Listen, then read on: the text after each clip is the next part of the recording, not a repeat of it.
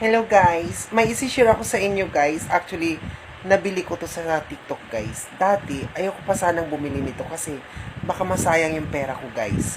Pero nagbasa muna ako ng mga review at ang ganda ng kanilang review guys. So sinubukan ko guys, ito oh. Ang mura lang nito guys. Ang mura lang nito oh. Nabili ko siya tapos ang grado nito guys, reading glass po ito guys. Ang grado nito guys ay 200 kasi mataas ang grado ng aking mata guys.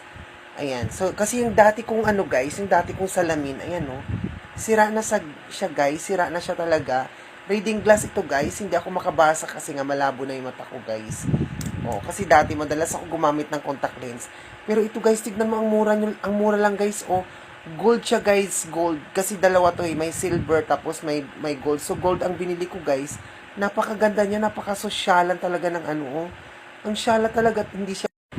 So ayan na guys, continuation po ito dun sa una kong video. Regarding po dito sa nabili kong ano, reading glass guys. Tapos anti-radiation siya, blue rays. Parang pwede siya sa indoors tsaka sa outdoors guys. Pagka sa araw na siya guys, nagbu-blue na siya, magbablock na siya, pwede na siya sa araw, hindi ka na masisilaw. Tapos ang kagandahan niya po, ito tignan niyo po guys oh.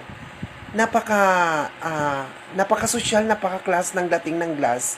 Tapos sobrang linaw guys. Tapos meron pa siyang kasama na mga na box at saka panglinis po guys. Ayan oh, napakamura talaga. So super affordable talaga guys. Kaya nire-recommend ko po sa inyo guys, dun sa mga malalabo yung mata, pang reading glass, napakaganda niya po oh. Ayan oh. Sobrang ganda niya guys. Ayan oh. Ayan. I-ano nyo na guys, i-check out nyo na dyan. Click nyo lang yung ano, yung yellow basket guys. Tapos i-check out nyo na siya guys. Hindi kayo magsisisi, sulit na sulit talaga guys. Ayan.